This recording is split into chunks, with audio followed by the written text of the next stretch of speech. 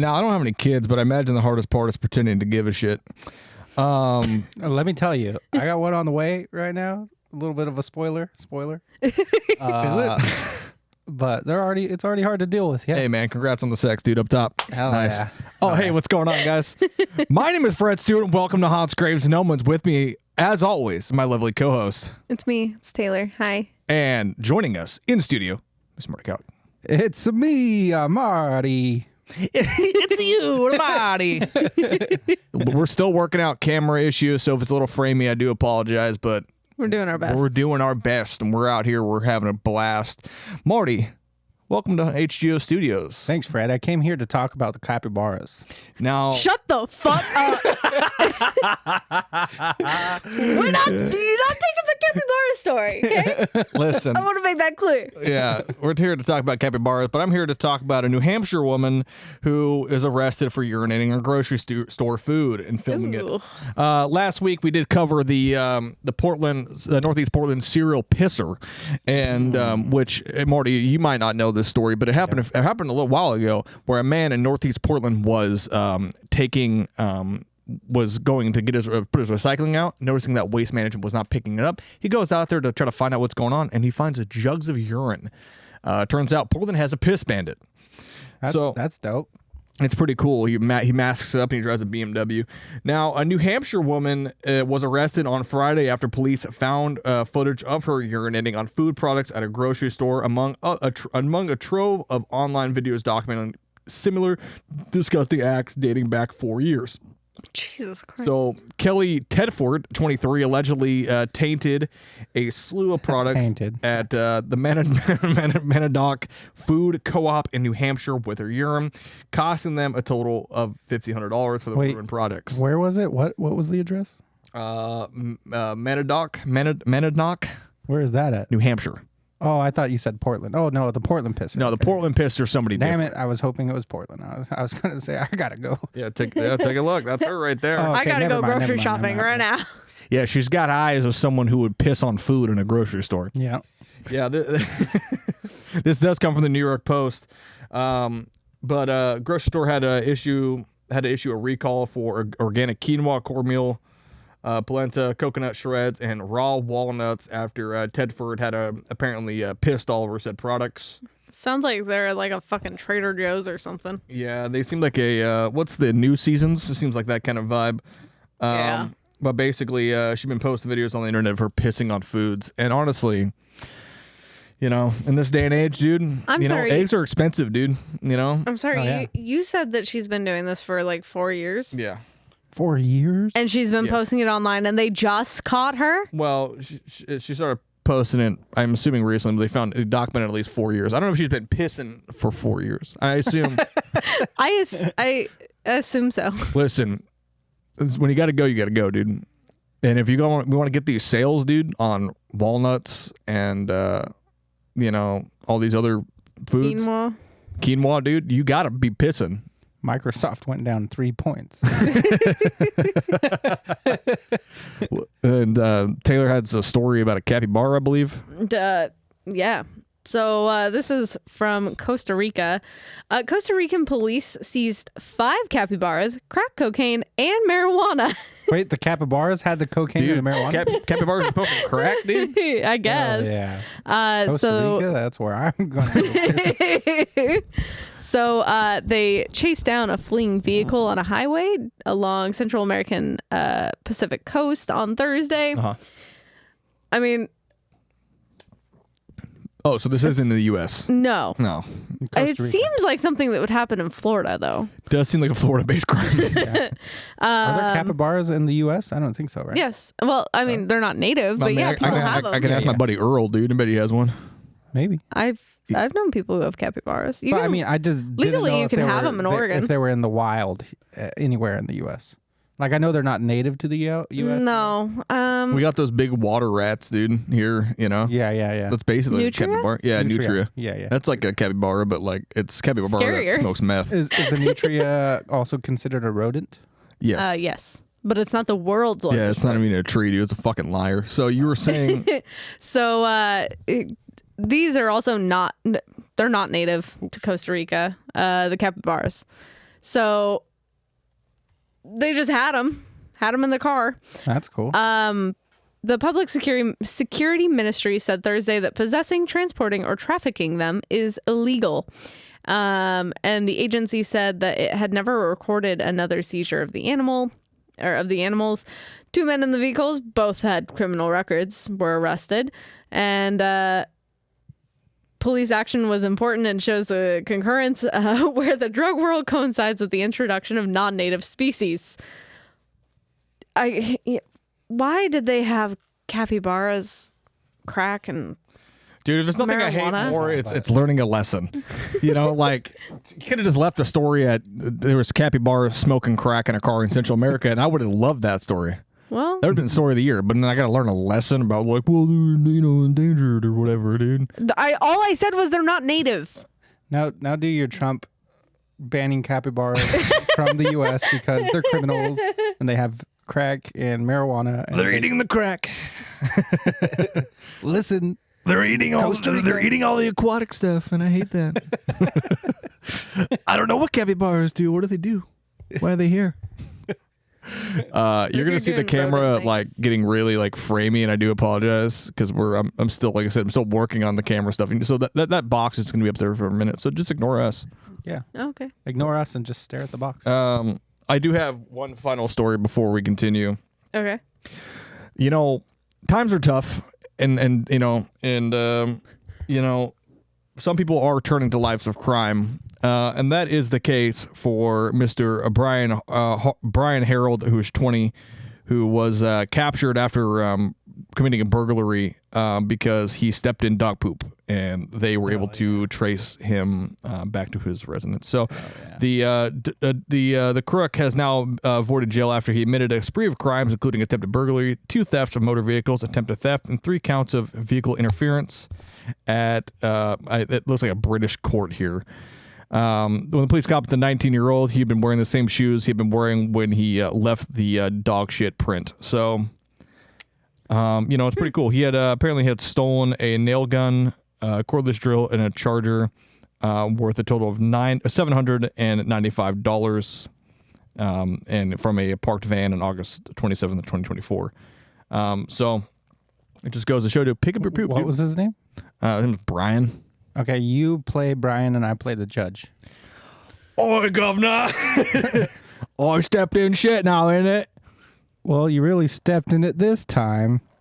Cue the laugh track. Jail. Cue the laugh track. Someone just... Okay, that was it. That's it. That's all he wanted to say.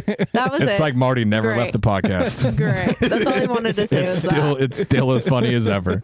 I have another story that I just found. Okay. California man who used underwater scooter in lake to try and evade arrest pleads guilty to fraud. That's quite the sentence, man. Wait, that was a little say that again. Back that sentence. Back that up a little bit. California man Okay, got that part. who used Okay, don't be a prick. Who used underwater scooter in lake to try and evade arrest pleads guilty to fraud. Okay. Okay, wait. Now you read it again, but you like what is it called when somebody can't speak the language? Translate. Yeah, you translate it for me, but in like white trash. Okay. California man So liberal who used underwater scooter scooter, but not land one. in a lake to try and evade arrest Big pawn to get away from the sheriffs. Oh, okay. pleads guilty to fraud. He lied. Sounds like my brother. This is just a story about Marty's brother. So apparently a California man who tried to evade arrest by jumping into a lake with an underwater scooter pled guilty on Thursday to fraud, money laundering, and witness tampering in connection with a $35 million investment fraud scheme. I love witness tampering. You think like the witness of the crime was on a like a little pontoon boat, like enjoying the day, and then he just rolls up on this little scooter, like comes out of the water. He's like, oh, "Don't fucking say anything." He just like dives back underwater. How have I been alive for 31 years and I didn't know underwater scooters existed? Like, what the fuck? You didn't know those were a thing? Underwater scooters? What the fuck is that? I'm not, you know what? I've never encountered an underwater scooter, so No, like at in Portland, they have the lime scooters. yeah, But that's underwater what you're scooters is just thinking. the ones the homeless people just throw over into the river. yeah. That's That's it. that's You're what right. that's what I thought you were talking about when you said like scooter and the words underwater. That's why I had No. to back that sentence up. No. That was No, there's underwater scooters. They're like a yeah. Is there? They have a Do little the fish rotor. also call the kids riding the underwater scooters pussies? Loser. Look at this dork, dude. Not wearing your water helmet, dude. What a loser, dude. So I guess he paid back to investors about 8.8 million of the 35 million invested, according to a statement released by the U.S. Attorney's Office. When agents tried to arrest him in November of 2020, Piercy led them on a car chase before dumping his vehicle and fleeing into frigid Lake Shasta with what was later identified as a Yamaha 350 Li underwater submersible device. Bro, escaped like a I wanna Batman see villain, what dude. Do you have a photo of what the underwater scooter looks like? No, but I can find one. Dude escaped like a Batman villain, dude. Yeah. Right? Imagine did being he the not cops run in the out of breath? pursuit, dude. Yeah, well, imagine being the cops in the pursuit. You're like, all right, you're taking the left, we're going westbound, we're coming up to the lake, and then all of a sudden he's like, all right, we got one running, chasing him, and then he's like, you'll never catch me, coppers! And then he fucking dives in and dives under frozen waters. He just has a layer under there. Yeah, it's like, yeah, it's a camper underwater. That's what it looks like. Oh, okay. Yeah, I've seen those. I just didn't know they were called scooters. Well, I yeah. was just imagining like, like a lime scooter just underwater. We're showing each other, but we're not showing the listeners. It looks like a butt plug with a fan. yeah, So- pretty much. That's basically what it looks like. Tay, usually I have some sort of idea what we're going to be talking about on the day of the podcast. You know nothing. I know nothing, which is nothing new. So that's cool. It's be like that. Yeah, it do be like that. It'd be like that. We're talking about aliens Yes, I know that much. in Australia. Oh, g'day, mate. But not- I gotta we've- break out we've my covered- Australian accent. We've covered one before, so Uh-huh. it's not in this story. It was the pilot that disappeared. Yes. That was Yes, I remember that. forever ago in one of our very early episodes, I'm pretty sure. Where he was in the plane and he was like, "There's strange lights." Yeah, and then he fucking gone. Yeah, disappeared. Yeah. Yep. So we're not talking about that one, even though that is one of the most popular stories to come out of Australia. But I found out they actually have quite a few. Australia is not a place I think of when you think of like aliens. Now Okay. we're going to play word association, Marty. I'm going to say a word, and I want you to say the first thing that comes to mind. Australia. Pizza. Okay, dude, I had to blur that. I had to beep that, dude. That was fucked up. I can't believe you. That's. We're gonna have to re-record. Let's just get back on the rails. That was Jesus, man. Those motherfuckers. Okay. Oh yeah. This is gonna go great. I'll forget to bleep it. It'll be even funnier. Oh man. Pizza, huh? Now you're saying it? You just told me I can't say it. Well, I mean, I'm allowed to say it, dude. Oh, okay, yeah. Yeah. My wife's one of them. Now, Oh, okay. anyway. Anyway, I'm going to let you in on a little secret. I was thinking about pizza before you said Australia. yeah, that's why you said it, right? Yeah. Yeah. Okay. See it on the way. I might have had it for dinner a couple times in a row. Okay.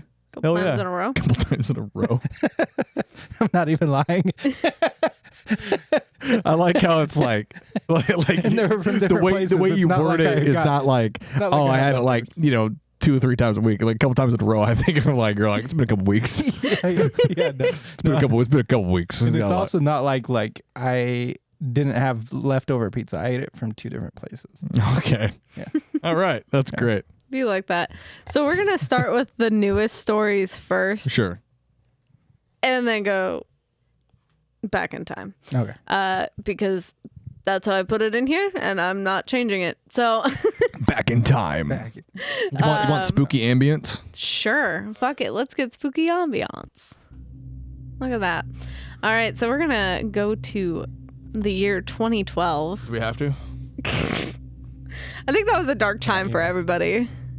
Was that when they shot Harambe? When the world No, that was supposed to end. like 2015 or 2016. I don't remember. No, 2012 I think is just the time no one wants The end to of the think about. Mayan calendar. It is. It's when we were all supposed to die. I died on the inside. I died on the outside. I could smell it. Okay, so anyway, on September 22nd at in A Frankston South, A Frankston South. I don't know anything about Australia, so when I read things, I just can't read them correctly. Frankston South? This is in Victoria. A resident who wishes to remain anonymous in the story goes by the initials of KT. They say that they were, keyword were, a strict non-believer of UPIs, or UFOs, UAPs, whatever the fuck you want to call it. I guess they call them UPIs in Australia. What is UPI? Yeah, I don't know. I don't know. Unidentified. Got that part. Yeah. Penis. I don't know, dude. Dude, I don't... UPI? Yeah. I thought that was like something you get if you like didn't piss after sex or something. No, that's a UTI. Oh. UPI. UPI opened my mouth. I guess I'll look up UPIs. Yeah, Yeah. you go ahead. But yeah, they say that they were a strict non-believer of UPIs, ETs, and out-of-world phenomena before this encounter. KT was celebrating his 18th birthday at a local gathering in the suburb of Baxter, Victoria, at a rural property. KT was on the phone to his brother at the front of the property, where he reported to have been hit with a blinding white light that made him physically nauseous and dizzy. He had told his brother that he thought someone was sneakily taking photos with a bright camera flash. You know, because the flash was super bright in 2012. Like, I like the little, like, I don't know, the little disposables. Oh, yeah. Those were pretty blinding. But I feel like you could tell a difference. What did it say specifically that they used a disposable? Well, no, it's saying don't bark. No, it's saying that he thought that's what someone was doing. Oh, okay. I didn't even know those existed in 2012 The disposables? anymore. Like they had gone away by then. Oh no, I remember. I remember like kind of around this time, maybe a little bit before. I had a disposable camera for my outdoor school, which you probably don't know what that is because apparently nobody outside of Multnomah County knows it. I do know what it is, but it's only because when I had a homie who had a son who went to outdoor school. Okay, cool. One time I brought up outdoor school because I thought it was like a nationwide thing. No. Fred was like, "What the fuck is that?" And I was I thought like, it was where they sent inmates. Yeah, no. Yeah. I was like, "Did you not do that? You didn't go to school for a week outside? That's crazy." Like, I had a little disposable camera to catalog my memories of outdoor school. How old were you in outdoor Now, kids, we're gonna listen. We got a lot to learn today, or I'm gonna have this gopher teach you algebra. No, You don't it wasn't. you don't even want to hang out with the capybaras. Yeah, they'll smoke meth or smoke crack and steal your wallet, dude. Well, there was no math. It was all like sciencey shit. Because they were like, That's we're pretty outside. cool. I And then would've also liked to they go take to you on like hikes and shit. You go down to the lake. They'd be like, that's a lake. There's stuff in it. You know, just. That's pretty cool. Explains a lot about the current, or just says a lot about like Oregon education. that they're like, what these fucking idiots need.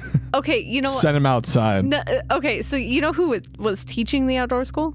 I don't know, a pedophile? High schoolers. Oh, well. Same. I was like, I don't think they really want to be here. Yeah. First of all. It's like, you want to see how many cigarettes I can smoke? I stole from my dad's pack. So. Anyway, I looked up UPI and I could not find anything. I found NHIs, which I know what that is, non-human intelligence. But UPIs, no. I don't know. Maybe that's this website's specific like terminology. I don't fucking know. I'm just here. I just found the story. That's it. So KT returned inside and sat on the couch in the lounge room, leaving the front door open while sitting next to a friend who was asleep. KT physically felt strange, like static was pulsing towards him. And KT reported that he was confronted with a white humanoid-looking being, which he explained was around 9 feet tall. Does that bother anybody else? That's pretty fucking tall. 9 feet?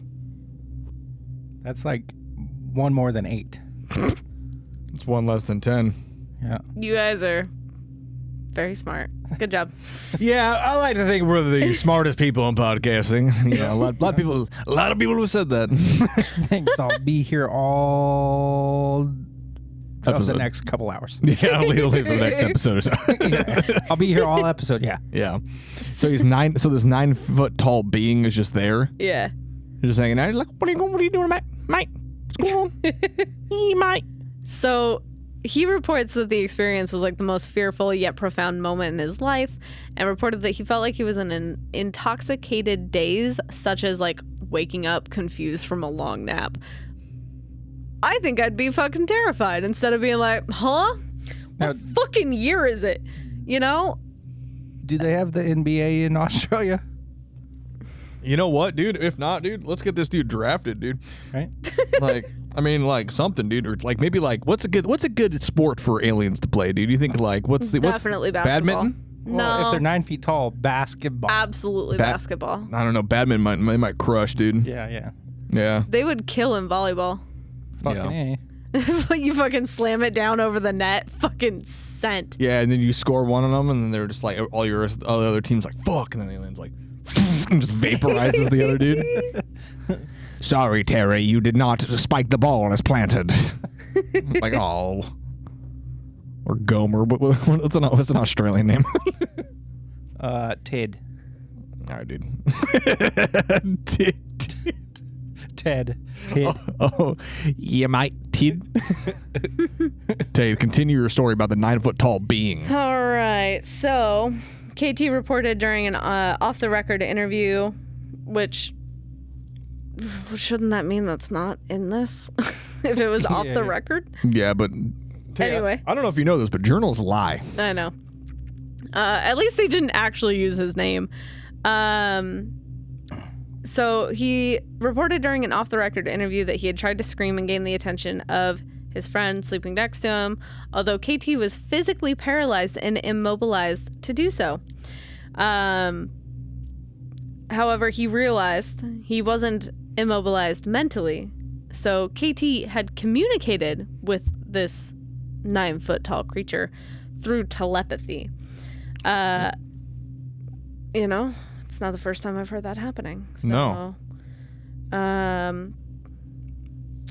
So KT asked where the ET had come from and if the ET was real, and the response was the star cluster Pleiades, I think is how you say that. I don't know. I don't know how to read. Identifying as a Palladian, and was from a planet further than you could ever imagine. Are we talking about Palladians? I guess. I think so. Holy shit, dude. That's what he says he is. Oh my god, dude. That's nuts. This might be the first time we were talking about Palladians. Yeah. Oh my god, that's crazy. Yeah, you started saying words, and I was definitely not thinking about how to drop my sin into my beer. And then like I heard the way You were so distracted that you're like, and then I heard Pleiadians, and I was like, no fucking way, dude. Interdimensional space wizards coming down. Eat my brains. That's crazy. Yeah. Yeah, that's so you just. So wait, so let me get this straight. So Yes. this dude is like, yeah, I saw a bright flash, and I thought it was a camera. And then all of a sudden, there's a Pleiadian just standing there. Well, no. So he went inside. He's on Oh. the couch. His friend is asleep next to him. He Okay. left the door open. That's To the house. as you do in Australia. Yeah, seems super great. And then, you know, he just there's a Palladian. There he is. Yeah, into the mate, house. would go get some came in. gas? I ran out. He Sorry, came mate. in. He ducked through the door and then was like, "Sup?" Yeah, sorry about that. Yeah. Might be more in New Zealand. To the Australian listeners, I would like to formally apologize for absolutely nothing. It's very funny. It made me laugh. Now, what happened after that? He started talking to it. Yeah, so the creature identified as a Palladian and was a planet, quote, from a planet further than you could ever imagine, stating he had been visiting Earth for 60,000 years. Man, that's crazy. It's like further than you could ever imagine. 20 miles. I can't imagine that because I'm Australian and we use kilometers. I know. It's at least 5 miles. Like, oh my God. Somebody give me a calculator. So KT reported to have not recalled the rest of the conversation, but he did have a good recollection of how the Palladian looked physically. KT reported the Palladian had a godlike presence and was displaying complete dominance with superiority with the way he was staring at him, whilst also floating 6 inches off the ground around the room. So he was 9'6". Well, he was 9 feet tall and then 6 feet off the ground. Okay, first of all, or 6 inches off the ground. he was not 9 feet tall. He was like, I don't know, hundreds of centimeters tall, right? Something like that. I'm looking up. Hundreds of centimeters. Hundreds of centimeters. Centimeters? Centimeters. He was hundreds of centimeters tall. I'm looking up photos of Pleiadians. I wonder if artist renditions of Pleiadians, if you will. And aren't they like? They're don't they kind of look like the Nords? They look like the Nords. They're kind of hot, dude. What's going on? Oh, that's pretty cool. Dude, smash, dude. They all look like that? Those are Pleiadians, dude. Smash. Marty's. Smash. Now, Marty's now thinking that he needs to go get abducted.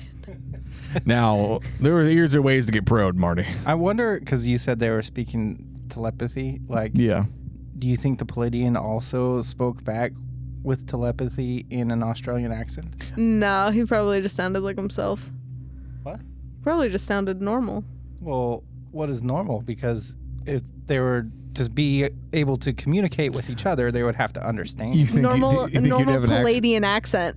What is a Palladian accent? Yeah, bud. So, I came in through I came in through your door there, I did. And, I said, I'm sorry about that. But I got to freeze you in time and make this a fucking horrible experience for you. But listen, you're probably going to have to save the planet against nukes. I'm assuming that's what's going to happen. And then he was like, or nor. Or nar. Or nar, Cleo. Clear, or nor. What is your favorite Australian song? Crooked by Dealer. How does that go? Just one of my favorite lines in it. It's a dog-eat-dog world, but you're still a fucking bitch. Just one of my favorite lines, and then he barks in it. Oh, goes, okay. "Arr, arr." Yeah, you showed me that. Yeah. I like that apple bottom jeans song. Is that Australian? It's like, she hit the floor. Next thing you know, shorty got Laura. That's my favorite one. Oh, this is a bit. You're doing a bit.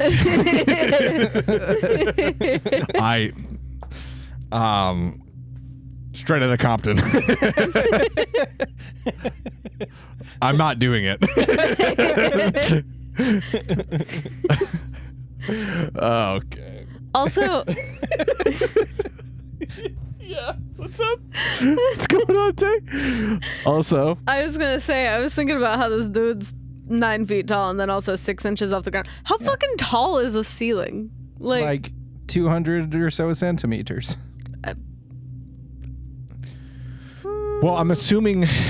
Probably more than that. Well, I mean, probably. I don't know. Australian listeners, because we know How we have. tall are your ceilings? Yeah, we have Australian listeners. So Australians, hit us up in the comments or something and be like, how tall are your ceilings? Yeah, I'm curious. How many hundreds of centimeters? Yeah. If you could convert more that than to 10? if you can convert that to feet, that'd be cool. But or no, I can Google it. No. So he's floating around the room. Yeah. He's 9 feet tall. Yeah. He's bumping his head on the ballast. Probably, on the beams. Yeah. Like, dunk, dunk, He's dunk. just- yeah. And he's like, it would I'm a probably be easier Palladian if I from- stopped levitating. I'm a but simple Palladian being here to show you the ways of mankind's wrong. Oh fuck! Oh shit! Don't you guys ever clean your ceilings? Jesus Christ! I've never seen so much cobwebs. Like, yeah, mate, you ever seen a huntsman? Like, a what? Like, oh my god, no. The one Palladian is afraid of spiders. And he's like, why did they send me here? This is horrible. This is a bit. You guys are doing a bit. I've been visiting Earth for 60,000 years and never seen something so terrifying. Yeah, except for the one time I went to the place, they call it Florida.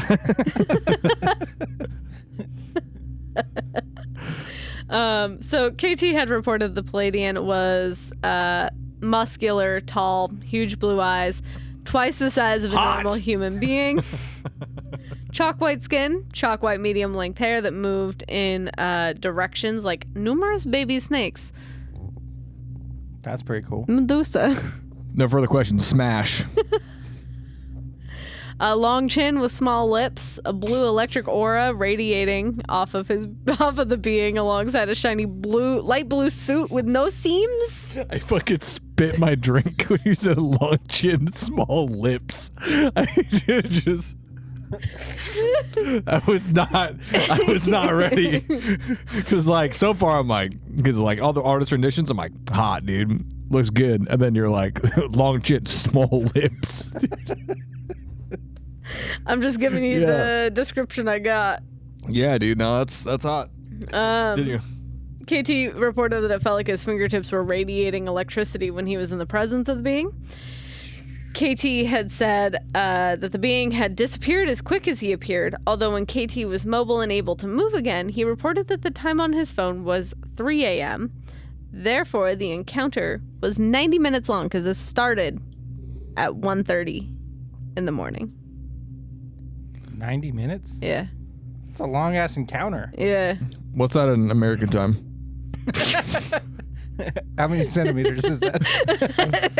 Centimeters, first of all. So we often, I mean, Marty, you were definitely part of the podcast for a while, and we did cover alien stories. And we talked about time loss. Yeah. And you see this time and time again, and especially when it comes to like grays will often use this time loss thing where like Travis Walton is a perfect example. Fire in the Sky, the movie and the book, of this extended time loss, right? The experience with Pleiadians. It's very weird because they, like I said, they kind of give off this Nordic alien vibe of, they're like, long chin, thin lips. Sounds fucking weird. Like Nordic aliens are like generally, as people describe them, pretty hot, which is super crazy. Godlike. Yeah, godlike. Mm-hmm. And like it seems like Pleiadians kind of like, at least in the artist renditions, seem to kind of have that kind of vibe. But with this, it is weird that there's no real like time loss. Well, there's time loss, but there's no like message. Mm-hmm. Like the Greys. Well, he doesn't remember all of the conversation. He remembers some of it. It's like, you got $20 I can borrow, But it's like, like with Greys, they're like, we're abducting you and we're gonna just shove some things into your butt, into your belly button, and we'll see what happens. Maybe we'll fall in love. Like the Nordics come down, they're like, save the planet, but like you also want to go and like see space, and they have fun. Insectoids are just scary, but Pleiadians, boy, they just come down and he's just like bumping his head into the fucking ceiling, and then the guy misses 90 minutes. Floating around, you do. I would love to have that experience, because it doesn't seem like it's a super bad experience. No, yeah. Like it would be super startling at first, but it would be really funny to be in this room right here and watching Pleiadian and like hitting his head on the fucking ceiling, like hitting that light. Yeah. And then like I have to yell at a Pleiadian from another planet who's been visiting for 60,000 years. Yeah. To fix my fucking light because he broke it. Like, hey, dick, dude, like, don't do that. Go to the storage and get another one. But that's crazy. Can you imagine just a Palladian going to like a hardware store? Well, I was thinking just like fan store equivalent of a Walmart, so a Kmart for them. I don't think they have a Walmart. I didn't think they only have. I mean, not only, but they have Kmarts there still. In Australia? Yeah. I thought you meant like Pleiadians. No, but a Palladian going down the aisles at a Kmart. He's got like a big bump on his head. Do you in guys the sell light walnuts section. that aren't covered in piss?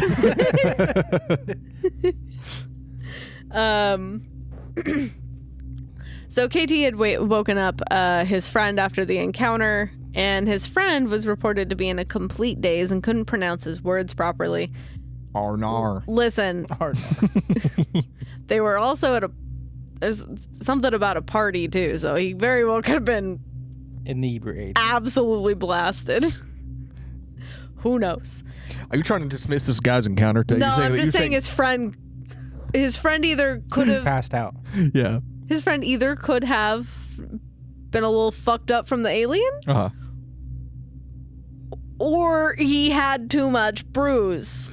Yeah, I like to imagine like you be the guy who experienced the planets, and then I'll be the drunk friend you're waking up because you just experienced basically an alien encounter.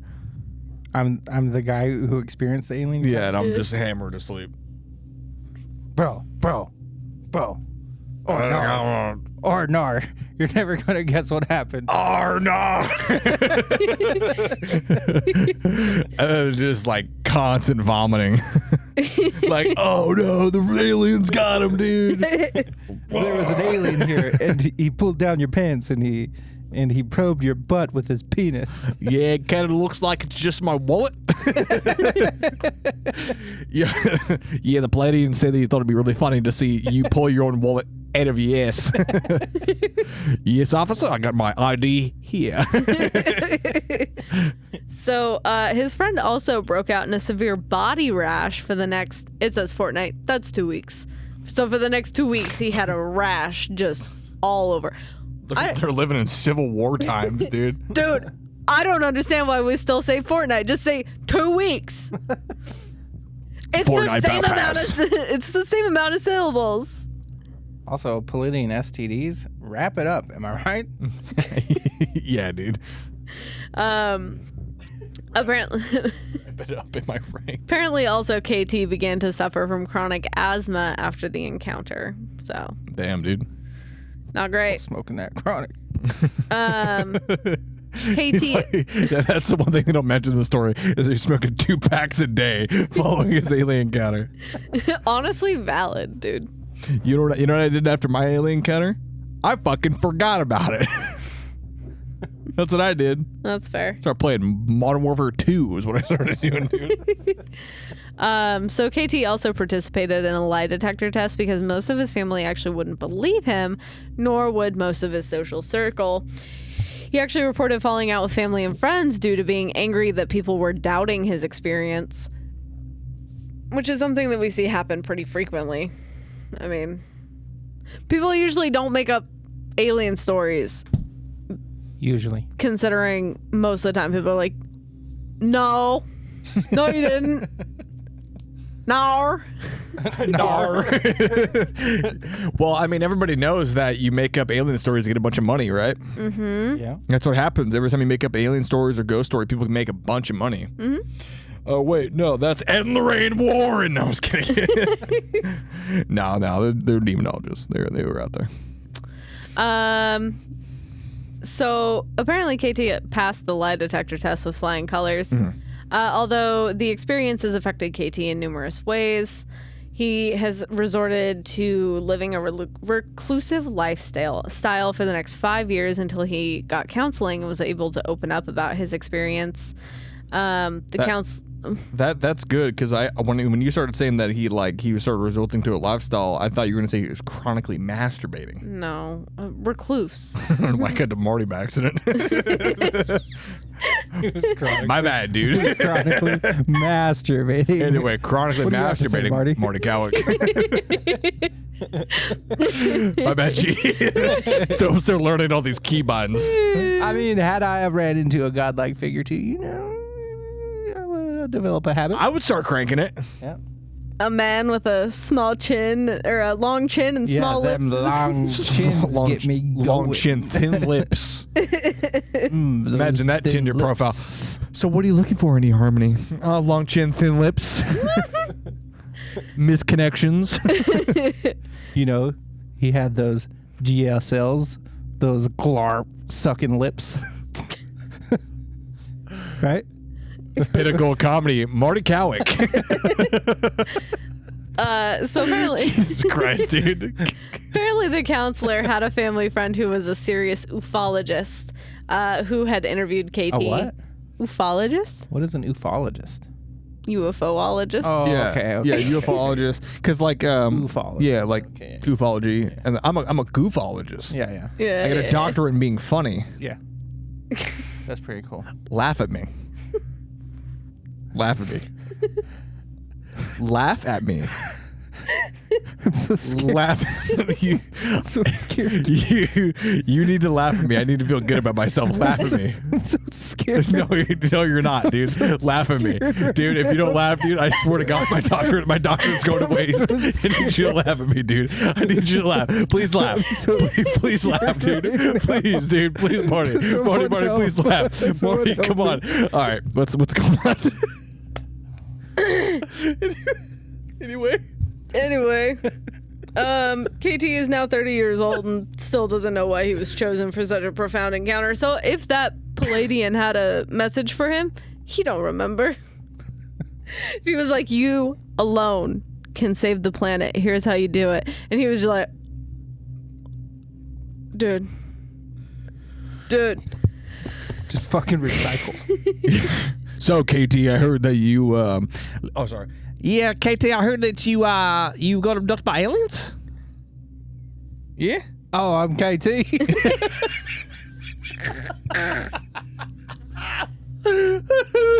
We're back. We're back. We're back, baby. Jesus Christ. Oh, I'm KT? I can't, dude. I can take my glasses off. My tears. I'm KT. The slow turn. The slow turn to look at me to realize that I'm trying to do a bit. Oh shit! All right, let me put these back on. Okay, try it again. Yeah. And action. Yeah, KT, I heard that you got abducted by aliens. Yeah. And you apparently know how to save the planet. Yeah. How? Nar.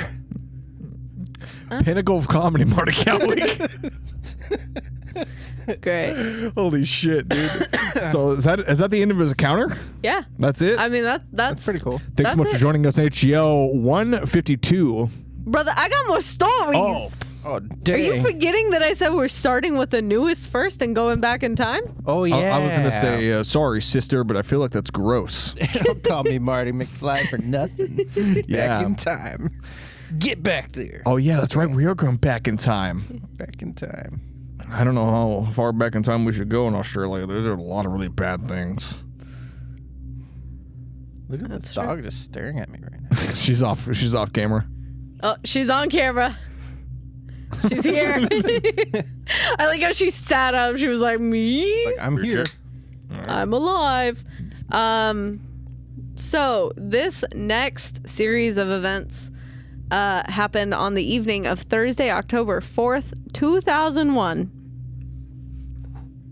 So, going back in time. I got a question for you. Mm-hmm. If Australian, their time starts before us, right? Like their time zone, Yes, like it's before us. Why didn't they warn us about 9/11? they did not know. Convenient. What is the dog doing? Digging at the What blanket, the dog do? What the dog do? putting her ass on camera. It's gonna be fun when we start getting more guests here in the HGO studios because Marty, you're sitting where all of our guests are gonna sit, and then they'll look, Yeah. and then they can see Spirit, who's off camera, sleeping with her pillow. Yeah, it's pretty cute. It is really cute. She loves sleeping on a pillow. Like and subscribe. You got to get a spirit cam set up over here with just an angle on it. Yeah, just her staring at us and panting. Yeah. That's What great. do you have to say about that spirit? I think she had an encounter too. Just now. Just now. She said, "Who the fuck are you?" That's an alien. So we're going back in time to October 11th, 2001. Yes. Ooh, that was a day after my birthday in 2001. Holy shit, dude. Yeah. I'm not saying it's connected, Do you know what I but got for my birthday that year? What'd you get? A war in Born? Iraq. oh shit. It's That's what I got for my birthday that year. Well, Marty, if you haven't already, check out episode 151. It's the haunted battlefield, the Middle East. It's not out right now. It'll be out after when this is out. But like,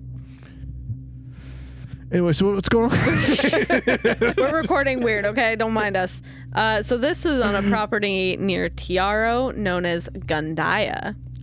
Oh, the girl from Spider-Man? Couldn't die. Jesus, that took me so long to figure out. All right, dude. Someone take this doctorate of goofology away from me, dude. I'm being too quirky. Too quirky. So the alleged incidents, or the alleged events involved 3 individuals. Keith Rylance, 39, his wife Amy, who's 22, and their business partner, Petra Heller, who's 35. They didn't name the wife? The wife's name is Amy. Oh, I missed that. My bad, G. Listen to the words I'm saying. I was just really caught up on the word Keith, the name Keith. That's a very Australian name. Yeah. We're getting derailed again, but that's just what's going to happen, Marty, because Marty's moving away. My boy's moving away. So we're getting a little derailed. But isn't it kind of fucked up that Keith Urban is Australian, but he's an American country singer? I didn't know he was Australian. He's Australian. Well, that's crazy. Yeah. Keith Urban. Yeah, Keith Urban. Yeah. Oh, I'm Keith. Get back on the rails. So they were present at their property, which they were developing as the Whispering Winds Winery. Say that 10 times fast. Whispering Winds. I didn't mean it literally, guys. Whispering Winds Winery. Say it fast. Whispering Winds Winery. Oh no. I'm stuck like this. No, I'm stuck like this. Oh no, I'm stuck like this. Oh fuck. God, dude, it's got to be hard dating people in like Australia, right? Because I can't imagine just I imagine it's the same for like Scotland women or Scotland men, depending on your variant, your type of people you like. But just be like, fuck yeah, running the gash. Jeez.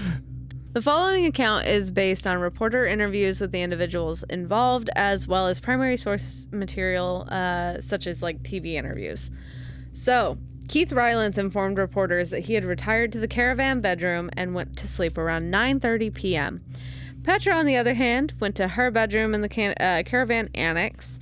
Meanwhile, Amy remained in the lounge room of the caravan annex, watching TV from the couch. These areas were in close proximity, with the lounge room separated from the bedroom by a wall and the annex bedroom accessible through a partially open door. So, Petra's bedroom had a door that led to the lounge room, and it was left slightly ajar. The door to Keith's bedroom, where he was sleeping, was apparently open to the lounge room. Amy, it seems, eventually fell asleep on the couch while a storm raged in the area. So we're seeing a good old, like, storm, which I feel like is very fitting for a little alien encounter. Well, yeah, we often see, like, when it comes to UFO encounters or like alien encounters, you often see a lot of like meteorology-based things. And I'm actually working on an episode right now, kind of like little spoilers to a future episode, about supernatural storms. Because I know Taylor knows, you probably know, but, I mean, I'm sure you know because I think I was showing you the other day. I'm a fucking huge nerd for meteorology, like a big nerd for meteorology. I wanted to be a meteorologist. I think storms are the coolest thing ever, and it's really like weird to see like when aliens show up in force, and it's almost like the atmosphere becomes super unstable. And it causes, like, you see, like, a lot of, like, lightning storms. Yeah. Like, will like, take over an entire area. What's that guy's name, Tay? I think his name was Taylor or something. Taylor Green or something like that. Granger? Taylor Granger, yes. Where the night he disappeared, there was a massive thunderstorm, right? Yeah. And then they found his truck that was exploded into 1,000 pieces. Oh, I think I remember that. Yeah. I think I was on that I episode. think so. Yeah. And it's like he had the bright pink truck. Yeah. I remember. And it's like you often see in these encounters there are this like it's almost like the atmosphere becomes, like I said, super unstable, and it's weird. Like, is it on purpose? Like, are these entities showing up and purposely causing thunderstorms to mask themselves in the clouds, or is it just a happenstance that they are arriving and then there's like thunderstorms happening? Or is it maybe that Keith Urban is actually Australian and not an American country singer? I think the latter. Oh. There was no ladders involved. It was all questions. So, oh my God.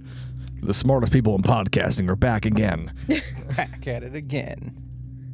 All right. Are we ready? Yeah, well, yeah. Also, if there's a weird cut in this, I do apologize. The camera stopped. So. It just froze for no reason. Or was it for no reason? Oh, shit. Here's our next guest. It's a Palladian. How's it going? Hold on, maybe. Yeah. How's it going, guys?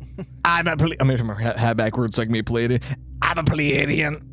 What is going on, Mr. Marty Cowick? Get off Heather. Oh, I'm just kidding. Oh, I'm Marty. Oh, I'm Ghetto Feather. Great. Callback. So, at 1:15. I wish Hollywood would. At 11:15 p.m., Petra was reportedly awakened and entered the adjacent lounge room. To her astonishment, she was confronted by an extraordinary sight. A rectangular beam of light was projected through the open window of the caravan lounge room. This beam of light appeared to be cut off at the end. Inside the beam, Petra claims to have witnessed Amy in a prone sleeping position being carried out head first through the window. Within the beam, beneath Amy, were the items that have previously been on the coffee table near the couch. Before Petra apparently fainted in shock, she observed the beam of light originating from a disc-shaped UFO hovering just above the ground, a short distance away. The UFO was positioned near a tree at the rear of the clear section, immediately behind the annex caravan house. So. Holy shit. I was picturing all that in my brain, dude, because, like, listen, we've been making bits. We've been having fun. Yeah. I think we've been having a fun little time here. But, okay, dude, fuck you, dude. But the image of your friend laying on a couch, and then, like, you wake up and they're just being lifted off the couch, being taken through a window by a rectangular light is super weird. Yeah. Now, do we know if the window was rectangular? It was a circular window. Was it square?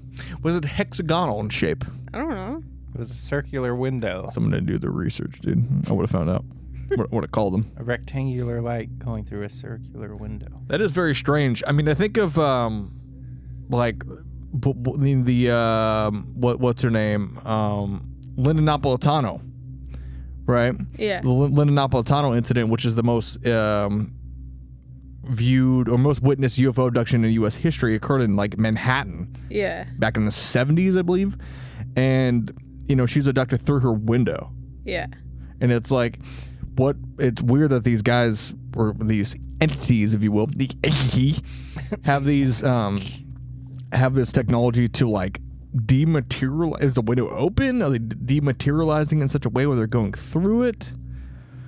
Or is it like the last story where they just let the fucking door open and a Palladian walks in and they're like, what's going on, G? You know, that's wild. Yeah. Are you looking up to see what window shapes are like in Australia? No, because they have the same windows as us. Oh. I don't know if I believe that. No. And if you're listening from Australia, and I know that you are, listen, you don't have the same windows as us. Anyway. The hard cut to Tate just staring at the camera and just like, hey, go ahead. After regaining consciousness from her faint, Petra immediately began screaming in shock and distress. Keith was awakened by Petra's commotion. Oh, no. He rushed from the caravan bedroom into the lounge room annex. To his surprise, he was confronted by a highly agitated Petra and the contents of the coffee table scattered on the floor in front of the window. So, like, you were saying that pieces of the coffee table were being like lifted up. like the stuff on the coffee table. Man, do you think they were just trying to get some brews, dude? They accidentally took Amy instead. Yeah, they're just like I am so fucking trash, dude. Like, we gotta stop and get some more beers, but all the stores are closed. Like, oh, dude, open window, score, and then they roll up and they're like, yeah, just get the beer off the counter. Oh fuck, we abducted a woman. I hope that's what happened. What are we going to do now? You ever done space coke? So Keith quickly realized that the window screen had been torn both vertically and along the bottom of the window frame. Initially, he struggled to understand what had happened as Petra was crying and unable to coherently explain. In a state of panic, Keith hurried outside in search of Amy, but she was nowhere to be found. Possibly because she got fucking got by a beam of light. Yeah, I mean, what do you do in that situation? All of us are right here, right now, right? Yeah. Figuratively speaking. Yeah. And what do we do right now? Beam of light shoots through the door that's in front of me. I start getting sucked off by the beam. Phrase. I want to be the one sucked off by the beam. Morty starts getting sucked off by the beam. I watch. Yeah. Hell yeah. Who do we call, dude? What do you do? I mean, Ghostbusters? No. The Bang Busters. Taylor, you know the Ghostbusters aren't real, right? You know it's not real, right? You know they don't exist. All right. If I'm getting sucked off by a beam, we're calling the Bang Busters. Yeah. What I'm doing is screaming and then probably shitting myself and then throwing the shit like a chimpanzee over the walls to mark my territory. And then after that, I don't know. I'd probably call 911 or something. Yeah. What the fuck is 911 gonna do for you? I don't know, dude. Maybe I'm just lonely. Make fun of you for seeing an alien. Make fun of you is crazy. 911, what's your emergency? One of you. Oh, there's a fucking alien. Idiot. Dumb idiot. You sound fat on the phone. Yeah, it was trying to pick me up with this rectangular light, but I'm too fat. How much of a bummer would that be? like all your life you've always wanted to be abducted by aliens, and then they're like, my son, we have finally chosen you for abduction, and you're like, yes, finally, and then they start pulling you to the beam, and they're like, the beam's like, It's like, right, first your friend gets sucked out, Amy, the little skinny girl over there, whatever, and then the light hits you, and then you see the UFO floating, right, and then the light hits you, and then the ship just goes hits the ground super hard. The gravitational pull is insane. You know what's funny is I'm just thinking about it just now. I've never seen a story of a fat person get abducted by a UFO. Yeah. You don't see it. Yeah, the tractor beams are not. Holy shit, dude. We might have just solved. America, listen to me. In order to solve. America's on it already. Okay. Yeah. The rest of the world. Australia, listen to me.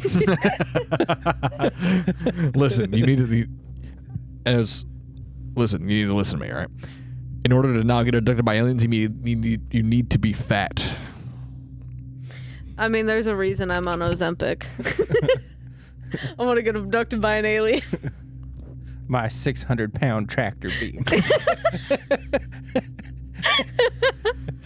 God, dude. My 600-pound life, but it's all trailer folk that are like super fat, and their entire goal is to see if they can lose weight to get abducted. Yeah. Just like there's like a reptilian, there's a fucking Palladian, there's a gray, and then there's like whatever these entities are going to be, and they're like, honestly, if you lost a couple of pounds, it wouldn't be that, it'd be pretty helpful, to be honest. The tractor beam, well, we can pick up entire planets. it's kind of just a hassle for us. It's like, what's the fucking doctor on like My 600 Pound Life? Yeah. What's that? What the fuck is his name? He's like, you're fat. Yeah. Dr. Z or whatever his name is. Yeah, it's like some fucking letter. Like, it's not a full last name. It's Dr. Z or O or something. Something like that. They look at Fred and they're like, abduct him. And then they look at me and they say, it's not worth the wear and tear. Nazardian. Yeah, he's the dude who looks like Elvis, but he became a doctor. Yeah. He's like, you're fat. Like, thanks, Doc. Could have told you that one. So fucking brutal for no reason. Yeah. Well, the test results have came in, and you're really fat. Understandable, dude. I'm pretty sure he said that. Yeah. Like, that seems correct. That seems like something he said. So as Keith started to calm down, he was eventually able to piece together the events from Petra. Initially, Keith admits he was skeptical and hesitant to believe her account. Nevertheless, he went outside again in a desperate attempt to locate his wife. Where are ya? Hello? So initially, police arrived at the Gundaya property with the belief that they might be walking into a potential crime scene, possibly even a murder. A murder. However, as they began to investigate, the bizarre circumstances surrounding the alleged events started to become apparent. Keith and Petra claimed that Amy Rylance had been abducted by a quote-unquote spaceship, which made it challenging for the officers to maintain an open-minded approach. Sergeant John Bossenjack. Wow. Yeah. The officer. Bless you. My name is Sergeant John Balsanak. And my name is Sergeant John Balsack. He was Australia Highway Patrol. He was the officer in charge of the Tiaro police. He was later called in to assist with the investigation. Despite being awakened from sleep, Sergeant Bossenjack joined the other two officers at the scene. Can you imagine getting that phone call where they're like, hey, listen, we need you to come out to the crime scene. They say his wife got abducted by aliens. Yeah, I'll be right there. Yeah, fucking get right on it. Okay. Tell Donnie I'm not going to be playing cards. What? Yeah, you heard me, yeah. Okay.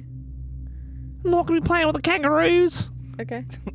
Not gonna be eating eggs. The fuck you say, dude? Not gonna be eating no eggs. So, upon their arrival, the officers observed that Keith Rylance and Petra Heller were visibly agitated, and there was no sign of Amy Rylance. They carefully examined the torn window screen for any potential evidence. Additionally, they noticed that a flowering bush known as Yesterday, Today, Tomorrow. That's pretty cool. That's actually a really cool name, but that's an Australian name for a flowering bush. Yeah. You just mean right now?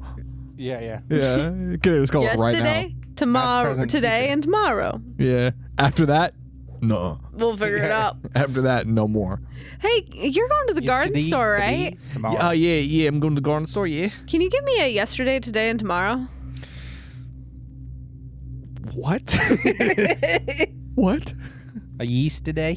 Yesterday? So that was Send me located bread. near the left side of the window and showed signs of possible heat or another unknown mechanism affecting its right side. In contrast, a hibiscus bush situated on the right side of the window appeared unaffected. Police collected samples from both bushes for further testing. So, And what did they find? I don't know. But we're going to jump back to Amy. So while the police were still at the property, Keith Rylance received a phone call. The call was taken by Keith, and it was a woman from McKay who informed him that she had found a distressed and dehydrated young woman at a BP petrol service station in McKay, which is approximately 790 kilometers north of the Gundaya Tiaro area. So, pretty far. I think it's 790 times 2.2. Is that right? Were you looking up how far that is in miles, or? No, I was thinking about magpies. About the birds. Oh, I thought you were just being helpful and looking up how many miles 790 kilometers is, but apparently you're just looking at birds. How much is 790 kilometers in miles? There's no sound. 790 Oh, wait. to 490.883 miles. To convert from kilometers to miles, divide Does that help? Okay, so 490 miles away. yeah, dude. My bad, G. Okay. It's almost 500 miles. Yeah. So this lady was Amy Rylance.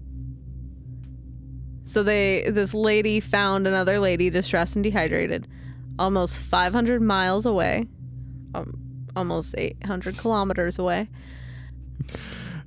in the span of, what, a fucking hour? That's actually insane. Ish? Yeah. An hour-ish? Just you're driving on the road, and then like you just turn and look, and in the bush is a woman coming out of the bush, and she's like, "You got a cigarette?" So, she'd been taken to the Mackey Hospital where she had been examined by a doctor.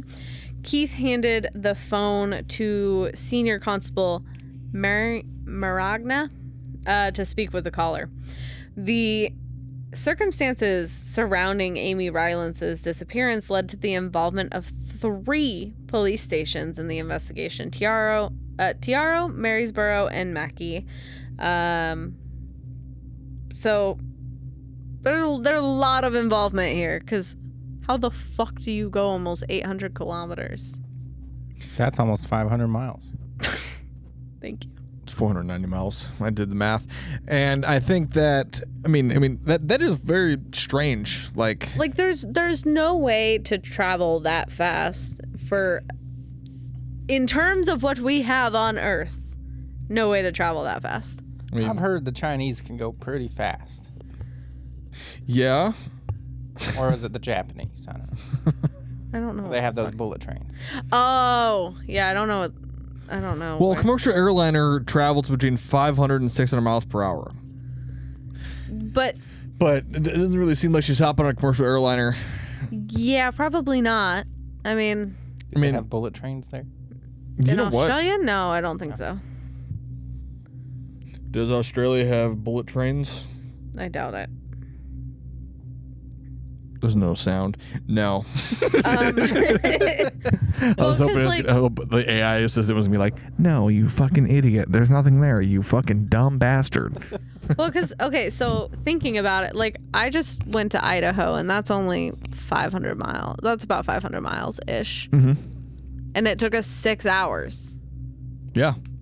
So this By car, happened yeah. in not a lot of time. I don't think she went for a 6-hour drive and then just was like, help. You know, like, I don't... Kangaroos run 43 miles an hour. So, wasn't a kangaroo. No, she was not a kangaroo. I'm not saying she was. I know she was. Like a kangaroo. I'm not an swooped idiot, up in her dude. pouch Listen, I and may just be dumb, but fucking listen, I may be booked dumb, it. but I'm not an idiot, dude. I know she wasn't a kangaroo, Taylor. That's a kangaroo? Yeah. This is a kangaroo? Yeah. Oh, kangaroo. That is phenomenal, though. Yeah. Almost 500 miles in a span of an hour. Yeah. Great. Spirit is joining the podcast. She's slowly creeping over because she wants attention from people. What is that stance, girly? You standing like a German shepherd. You can't even see it. Ooh, there we go. You just gonna stand here? Marty Cowick. Marty's no longer part of the podcast. It's now Spirit. Kill. Spirit is now the podcast. So what happened after that? She just gets picked up and that's it, or what?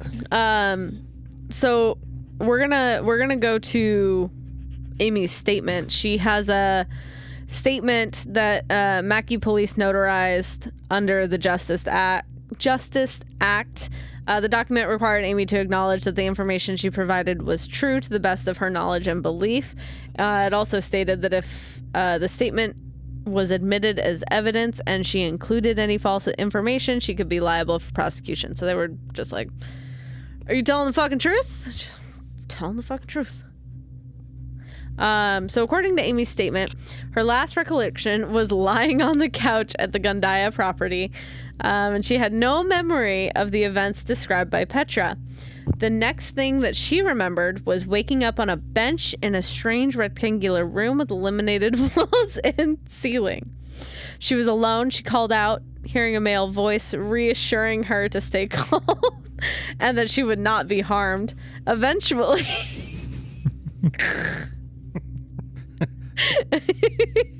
Great. For the audio listeners, Spirit has joined the podcast.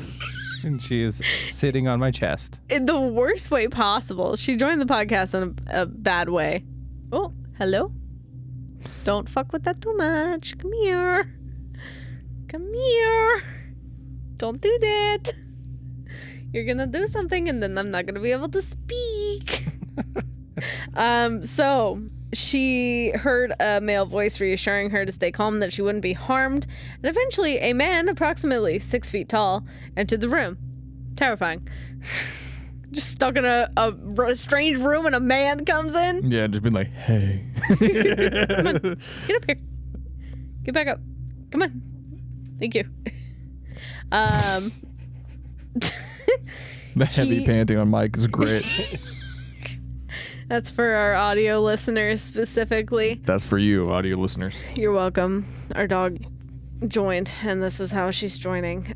So he was slender and wore a full bodysuit with a black mask covering his face except for his eyes, nose, and mouth. Even more terrifying. I'm just saying. So he continued to reassure her. Amy felt like she'd been in the room for some time, and the man informed her that they were returning her to a location where they near where they had taken her from, because the lights at the property were not safe. Whatever that means. Yeah, what does that They said, we're taking you because your lights ain't safe. Are you the man at the bus stop? What is happening? Yeah, I need you to come with me because lights aren't safe. Your lights at your house are not safe. Give me $1, otherwise I'm going to give you the lights. Yeah, that's fucking, that's weird. Yeah.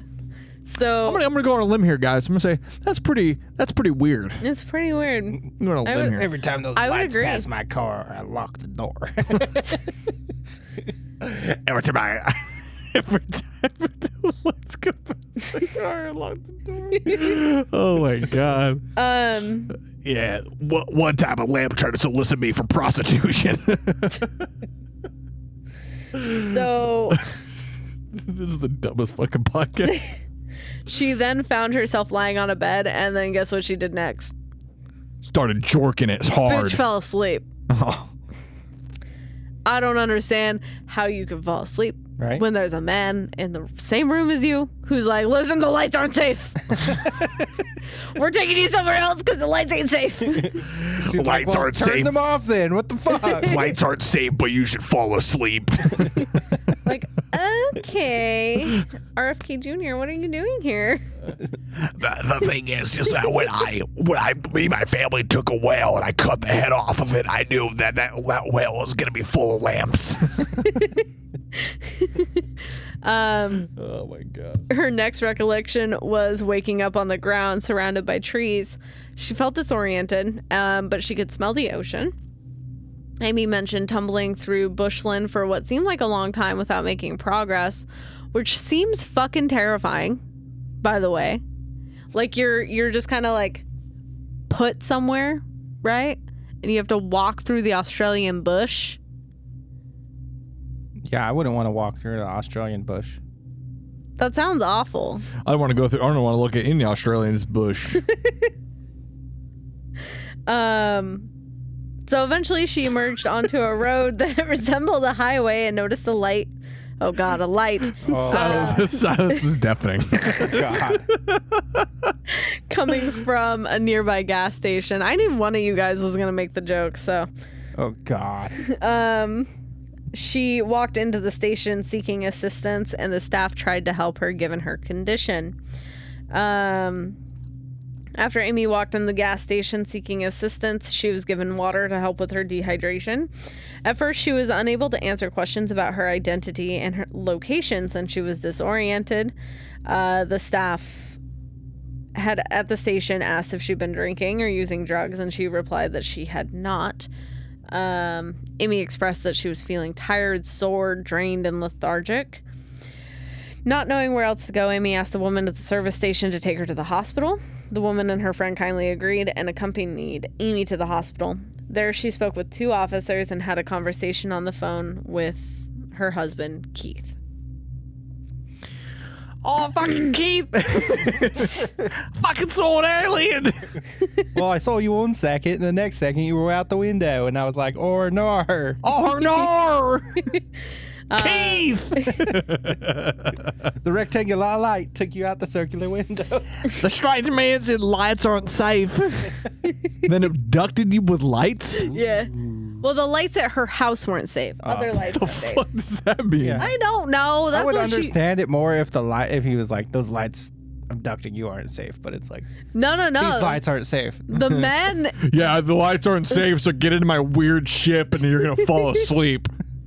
And then you'll wake up in the fucking middle of nowhere in an hour. 800 kilometers. I don't actually know the amount of time between when she was first abducted and when they found her, but it couldn't have been long because I think it was about 500 centimeters. great. Because the Seduction, police right? were still there when she called. So it couldn't have been like too terribly long. How long does it take for you to investigate a possible like alien abduction? Well, I imagine it goes something like this. You walk in and you go, "So you say that your wife got abducted by aliens?" Yeah. Yeah. Oh, let me do some looking around. Uh-huh. She's not here. And then like the phone rings. She's like, "I fucking woke up 500 miles away. Oh yeah." 790 kilometers. 800 kilometers. No, dude, you're really hurting this bit. Well, if you're gonna The bit. Dude. The Did you bit wake up in America? that was gonna be, that was part of the bit, dude. That she woke up and she was American now. Oh, okay, Um, okay. We can try it again. We'll just cut. We'll cut this and. No, I think we should keep it. So we'll cut it. Man. So that's it. No. Oh. So, following her hospital visit, Amy went to the Mackey police station to provide a statement regarding the events that she could recollect. She mentioned she had never experienced anything like this before. However, she did recall seeing a large UFO surrounded by smaller objects in her 5th year of school. So this is not the first time she's seen aliens. Or a UAP, a UFO, if you will. UIP? UPI? UPI. UPI, there you go. I had to think too. It's fine. Yeah. The police arranged for Amy to stay in a motel until her husband arrived. Keith and Petra joined her later in the day. They spent a significant time with Amy discussing what happened. Detailed notes were taken and photographs were captured of the triangular marks on her inner right thigh, marks on each heel, and the regrowth of dyed hair, which had been done earlier in the week. Oh, your pubes are a rainbow. Okay, but that's weird though. The Australian bush. Like, she's got marks Please laugh. on her inner right thigh, marks on her heels, and hair that had been dyed a week ago had regrowth already. Yeah, that's fucking weird. It's like an acceleration of the body's natural Yeah, because like, healing, essentially. I mean, I dyed my hair a decent amount of time ago, and I have probably about an inch of regrowth. Yeah. But you couldn't, a week in, you couldn't even see the regrowth. So. Yeah, dude, that's nuts. So, like, right now, if I got abducted, dude, I would have dreads on my butthole, dude. Hell yeah. What? I got rid of, what do you mean? Hell yeah. What? What do you mean? His butthole's a Rastafarian. Yeah, well, I did cornrows my butthole.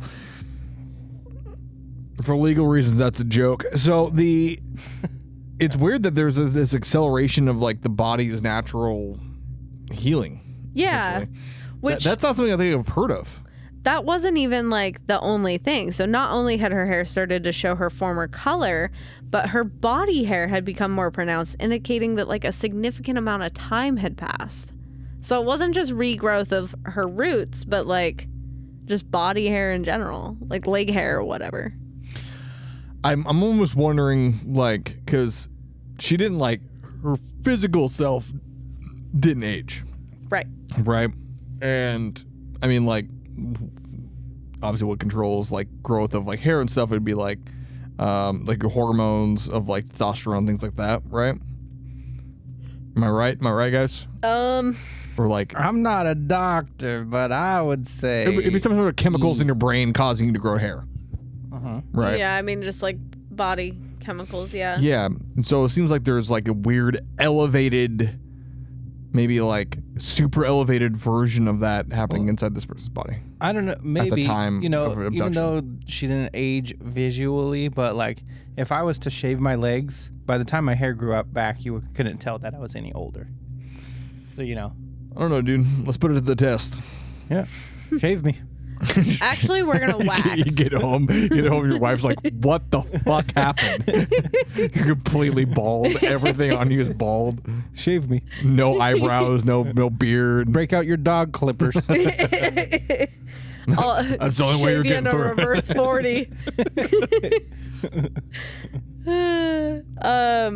So Keith, Petra, and Amy became interested in learning about UFOs, so they purchased a copy of the Australian Ufologist magazine from a news agent, and then they also gave a brief interview to a local TV. They gave an interview to the TV? No, to the TV station. Oh. Not to it. They weren't just sitting there the talking to a actual TV. Yeah, they weren't They're just like, talking to an "So, actual, like a TV. What's your favorite channel? R&R. R&R. Unrelated, guys. 9 years ago today, we lost Harambe. Maybe 9 years ago, life changed forever. Yeah, this person got abducted by aliens and their body changed. I mean, Wasn't today, but just in general. well, That yeah, was in 2001. yeah, in October. Are you sure? Yeah, October 9th. Time is an illusion. Fourth. So let me get into it real quick. So time doesn't really exist, and I'll explain to you why. A man at a bus stop told me that once, and I Okay. believe him. Okay. What did he tell you about the lights? I said the lights are dangerous and that I need to give him $20. So To make sure you're protected from the lights. yeah, Okay. which is why we have 3 lights in the studio. Well, we have all these 2, but So in the magazine, they found the contact information for the Australian UFO Research Network office. Keith reached out to them and spoke with Diane Harrison on October 5th, 2001 at 15:20 p.m., whatever the fuck time that is. 3:20. I'm so glad some people can tell military time because I fucking can't.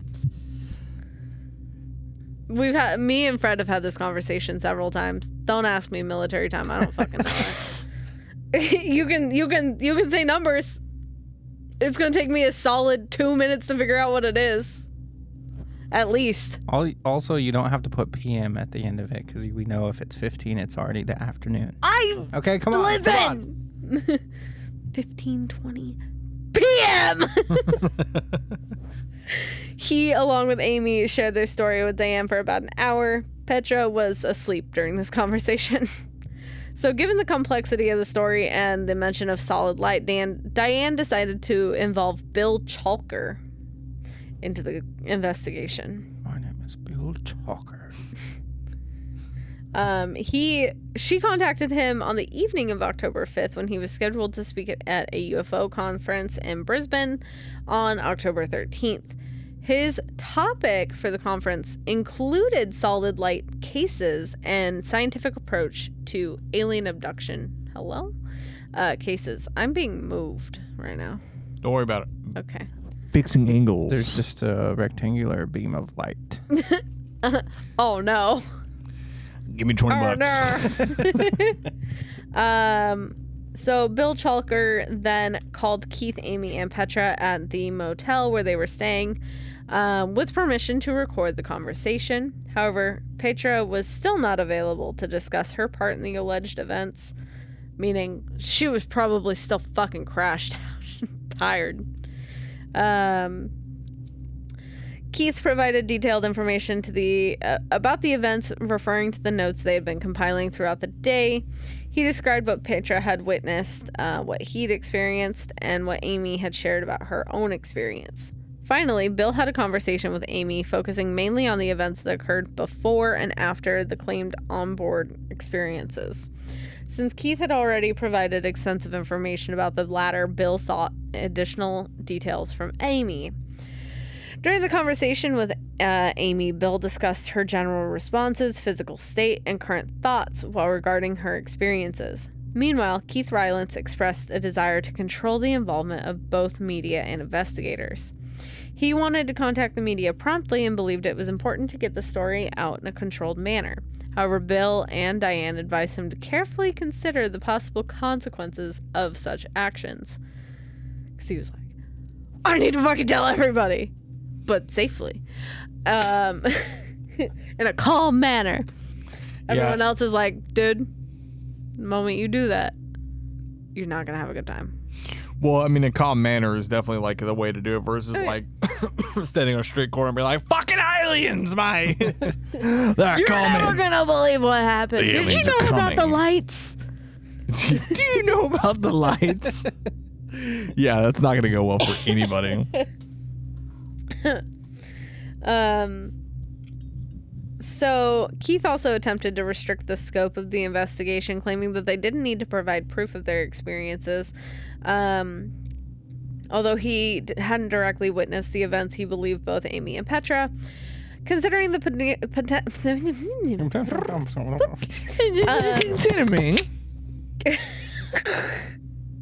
Spirit was concerned about that. Professional podcasters. Considering the potentially significant nature of the event and likelihood of it becoming a major story, Diane and Bill decided to conduct an investigation. Keith Rylance indicated that they would wait for the investigators to come to Mackey, and the claimants showed no urgency to go back to Gundaya. They granted Bill and Diane permission to visit their property on the way. Bill arrived in the Brisbane area on Tuesday afternoon, October 9th, and then he and Diane traveled to Gundaya. They arrived at Whispering Winds Winery property just after 10 p.m. and were given permission by the witnesses to stay overnight and conduct their information. So, that does seem like kind of interesting that they were like, yeah, just fucking take a look, I don't care. That seems very like open. But why not? You know, versus like... If you have nothing to hide, then why would you fear it? Exactly, right. That's what I'm saying. Like, if they had an issue or they felt like something, like a fake story was being told and was going to be exposed if they went to the property, stop licking my knee. Ugh. Yeah, Marty, come on, man. You filthy knee licker. After she sneezed on it, by the way. That's my wife. She sneezed and then licked my knee. Well, she'd apologize. She said, sorry, but oh. She said, fuck you, here's it again. But yeah, like, so if you're like not hiding anything or you're not worried about something coming out that's going to make your story fake, then I think that's, you know, not too surprising. Yeah, I mean, if you have nothing to hide, then what is there to fear? Yeah. Right? I mean, you often, like, when it comes to UFO incidents, I mean, people are either one way or another when it comes to abduction stories. They're either one being like, I don't want anyone to know about this, and then eventually it comes out, and then they're like, you know, back in the 80s, I was abducted by whatever, this entity, and, you know, this thing happened, and they don't really want to, like, super get into it, or they, you know, maybe they dive a little bit into it later on in life, but, like, it seems like they kind of just, like, she got abducted, and then they were pretty much immediately like, yeah, mate, fucking aliens. Yeah. Game on down. And he started beatboxing and Fortnite dancing. Yeah. So, yeah. So Keith had arranged for a neighbor to check on the 2 pets left behind, a parrot and a kelpie. And a capybara. I said 2 pets. The capybara lives there. Oh, okay. It's not a pet. He lives there. The kangaroo Doesn't is pay also rent though. Dude, let me tell you about it. This thing needs to pay rent. Tell you what. One of these buttons. She's dead asleep right now. Yeah. So Go on. Keith mentioned it was all okay to let the dog off for a run. He warned that it was friendly but prone to jumping on people. The investigators observed the dog's behavior, and at one point it jumped on the window where the damaged screen was located. This observation suggested that at least some of the damage could have been caused by the dog. Upon further inspection, some of the damage appeared to be suggestive of possible dog damage. The investigators also noticed that the plant damage could have prosaic causes, such as heat stress. They found a similar damaged plant at the front of the house and a healthy flowering bush of the same species that was examined at Mount Bassett Lawn Cemetery, which showed also some similar damage. During their investigation of the property and surrounding areas, the investigators spoke to a gardener who mentioned that the species of plants commonly experienced random or extensive damage due to heat stress from the hot sun. While these prosaic explanations for the screen and plant damage are suggestive, further investigation was needed to determine the true cause. The investigators also conducted extensive investigations in Mackay, focusing on the area where Amy Rylance had returned. They attempted to reconstruct the circumstances of her return through on-site research. They spoke to the BP petrol service station and obtained a surveillance videotape that potentially captured Amy's visit. This part of the investigation raised additional questions and issues that needed resolution in order to gain a better understanding of the events. The investigators were initially informed that by Keith Rylance that he would be available to them in Mackay, but it became clear early on that this was unlikely to be the case. However, when the investigators contacted the motel where Keith and the others had stayed the night before, they discovered that they were checked out by morning, and messages were left on their phone, and Keith eventually called back on the afternoon of the second day as investigators were leaving Mackay.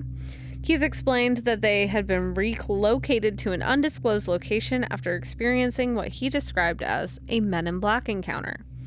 They claimed to have been pursued by a dark brown 4-wheel truck, which frightened them and led them to leave the area. I have questions. Yes. They claim to be like a Men in Black encounter. Yes. Which, Marty, you know what the Men in Black are? I'm not talking about the movie. Not the movie. Not the Will Smith movie. No. Crash Course.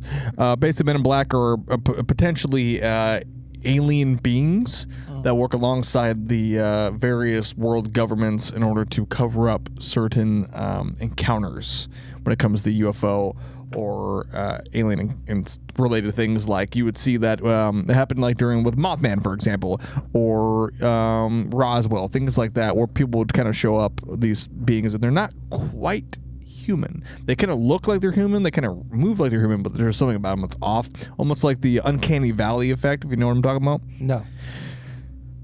Kind of human but not human. Like it's just like something about it that's wrong. Yeah. And that's kind of what these guys are. But what's weird to me about this day is that they're saying it's like a Men in Black encounter, but then they were just driving a fucking brown vehicle. That's it. A brown truck, which, okay, so you have to also think about they're in Australia. Who, I mean, they're probably not going to be driving just, your black sedan SUV thing. Yeah. Because look where they are. They have to blend in. They don't even have to blend in. Oh. They really don't. They need to be able to get where they're going. Sure, but right, like, and a truck is going to handle it better than like some 4-door. I don't think I've ever really heard of Men in Black driving vehicles. I feel like I have. Yeah, I mean, how do you think they get places? Well, they're fucking aliens, so I assume Possibly. they're interdimensional beings, if you will. So I mean, there's a different. Take an Uber or something. I don't know. There's a couple different, theories of what Men in Black are, and one of the theories is that they're just, high-level government officials, right? I don't think so. Okay, you may not think so, but that is a theory. Listen, correct? a man at a bus stop told me that they're not human, so I'm Okay. gonna believe that guy before I believe anyone else. Hell yeah. Even me? Yeah. Oh, fuck yeah. You want to fight right now? What's up, dude? Turn my hat backwards, dude, because I know, dude. You're part of the deep state, dude. You're part of the conspiracy. You know what that means when he turns his hat backwards. Yeah, because I'm gonna shit myself on camera. Oh. Let's get a zoom in. Means he's women punching. That's what that means. I am 2 beers in. Now I finished this one on an empty stomach. We don't know what's gonna happen. Yeah. But one thing is for certain, it's gonna end up with me pissing myself and a whole lot of crying. Okay. Yeah. So do you think these guys are Men in Black, or do you think they're Well, okay, but also, why would they be being chased by men in a high-power truck? Black man in a brown truck. Okay. I'll go. Listen, I'll side with my government agency. The fact that they went public with this story. They're not. It's not like Well, so they're. they hadn't gone public yet. So I mean, yes, they'd told the police and they've talked to these 2 investigators, but they had not made media reports at the time. People talk. I mean, fair. People but talk. You don't think those policemen went home to their wives or husbands, and Their were partners, their if you will. partners, if you will, partner, and they're like, yeah, went and saw some people and talk about alien abduction, and she was found 800 kilometers away in an hour, and then like those people start talking, and then it expands through that town. And then those people, they just expand because it's people talk. Probably a small town. Yeah, Gundaya? Gundaya. I don't know how many people are in Gundaya. at least 5. The 2 officers and the Or 3 of them. Yeah. Yeah.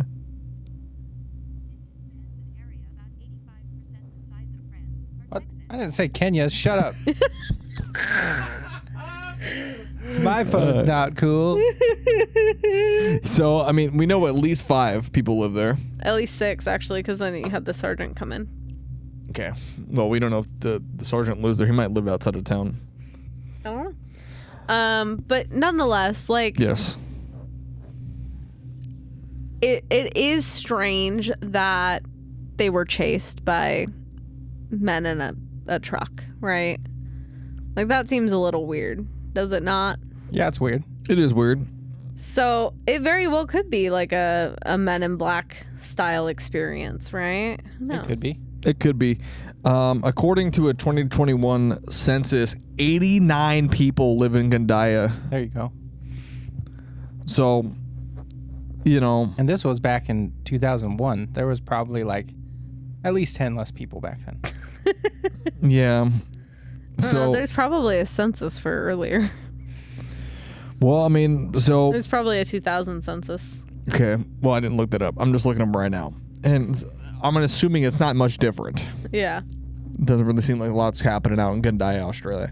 And if you're listening from Gundaya, Australia, what's going on out there? You guys seen aliens? I'm looking up photos of Gundaya. There is Looks like Australia. looks like Australia. Here's a photo of Whoa. a street. Look at that. You That's guys cool. need to trim your bush. That's a play on words. Now but I don't know. I don't know if it's necessarily Men in Black because they were getting chased by a truck. I mean, like I said, it doesn't seem like there's a lot of people living in this town. No, but they're in Mackay right now.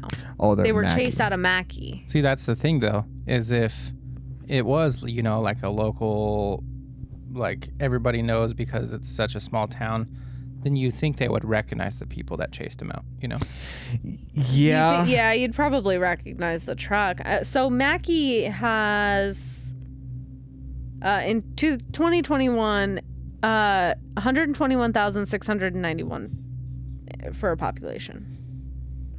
So it's not small. This is a bigger city in Queensland. Sure. It's also 8 hours away. So Yeah. maybe it is. Maybe it is some sort of government agency, but I don't know. It just seems kind of weird that Maybe they took the bullet train. there's no bullet train. I don't know. Just being a quirky little guy. Yeah, I don't know. It's very strange. Because, like, I mean, at this point, yes, the people in Gundaya likely know, but this is a bigger city where the only people that they've really interacted with is Amy at the hospital and the gas station. I don't know. And even then, like, she wasn't like, oh my God, I was abducted by aliens. She was just disoriented and dehydrated. Listen, I'm just asking questions. I don't know. I think it could definitely be Men in Black. Is there anything else in that story? Is that it? Yeah. That's it? No, there's some more. There's some more. Okay. There's some more. So after the preliminary report of the Men in Black experience, the following actions were taken. Number 1, ongoing communications. Efforts were made to maintain contact with Keith, Amy, and Petra to gather more information, gain a deeper understanding of their experience. It was hoped that they would provide further details and engage in direct communication, but Amy, Keith, and Petra disappeared. They just stopped responding to literally anything, just nothing. Gone. They said, we're done. Nothing. Can't get a hold of them. Can't get any contact with them. And this is after the Men in Black experience, so it wouldn't be that surprising if they were like, fuck all of that.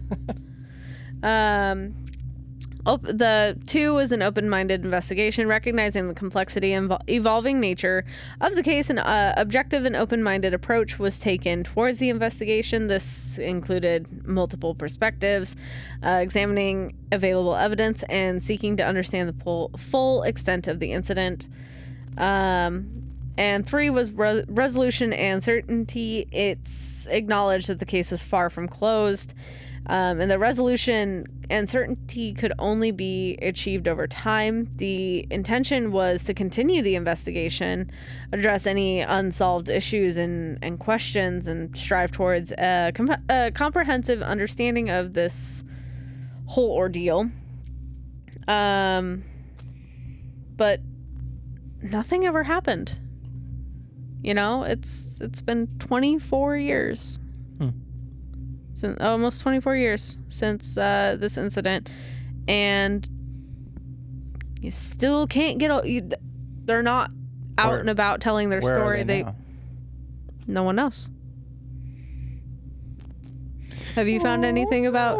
Were you Googling them? Did you find anything? I was looking up the Gundaya, see what's going on in Gundaya, and I did a Google Street View because I was curious what Gundaya looks like, because Australia is a pretty interesting dynamic place. It's not all red as most people think. You know, they have a lot of red dirt and the clay and stuff like that.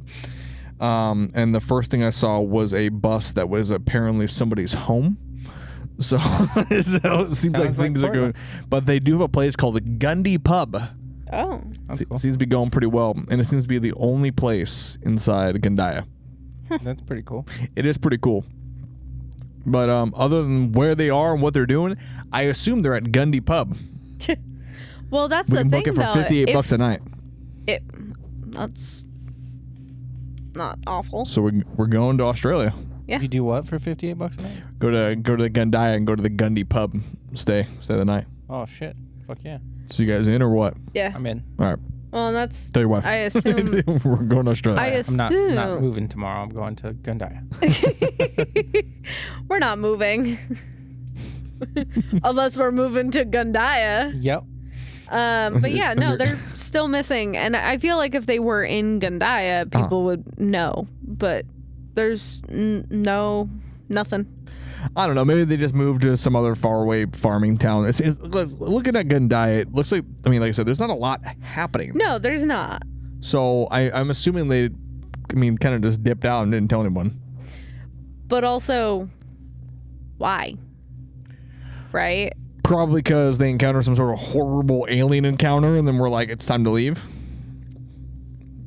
Allegedly. But also, maybe Men in Black? I don't think the Men in Black are going to make a move from a town that has 8 to 9 people in it. No, but I mean, this is, again, they were in a place with over 100,000. Yeah, I mean, but It could have just been like convenience of like, we're already here, let's go fuck with some people. You know? You know that other thing we've been dealing with? Let's take a break for a second. We're going to go harass these people. I mean, you might be onto something. It might be completely unrelated. Men in Black might have just been like little shits, dude. Yeah. Been out there and been like, I think we should probably just go fuck with these people. They'll never believe it. No one will ever believe them. And they'll move away from their small town. I don't know. That's weird. It is weird, right? That they just kind of disappeared. Yeah. Well, I mean, that and I can imagine, because not everybody's like I look at like Travis Walton, for example. I know I brought him up earlier, Fire in the Sky. Mm-hmm. But he had this pretty horrible alien encounter where he was gone for like a week. And he's getting abducted by aliens and there's all this crazy shit happen to him, right? He didn't really he pretty much got out. He called from a payphone, was like, I got abducted by aliens and they did all this horrible things to me. And then he kind of went on the circuit and started hitting all these, UFO related, conferences and shit, was telling a story. But I mean, some people they encounter something like this, they get their story out and people are like, you're a liar, you're fucking, whatever. And then it's just like, well, these people aren't going to believe me anyway. So why do I keep bother, keep telling the story? Might as well just move out of this town. So. Well, it is weird though that there was such a 180 where Keith is like, I want to go to the media, I want to talk about this, I want to get this out there, and then he falls off the fucking face of the planet. Again, I think it's a town with I assume at around the time it had 70 people, right? 5. He at least 6, and you don't think that town's gonna roast these people, Oh yeah. You go into the one pub, the one restaurant in town, you walk in, like, oh, the alien people are here. You probably don't want to, especially after you encounter something horrible, maybe they just were like, oh, dude, fuck this place, dude, we're out of here. Yeah, but why wouldn't they say anything to the investigators that they already sent to the house and were like, yeah, no, we're super open to continuing to talk about this and stuff, and then the next day they just are gone. I don't know, man. I just work here. You gotta admit it's a little weird, right? It's a little sussy baka. Maybe, listen, point counterpoint. Listen, I'm on the side of my 3-letter agency says nothing happened to him, all right? That's ignorant. Listen, I work for the MIB, dude. Nothing happened to him, all right? Okay. Okay? Okay. All right. Unless everybody wants to start disappearing, dude, then nothing happened. I'll give you pink eye. I'll give you what Mothman gives. It's because I've been farting on people's pillows. So what happened?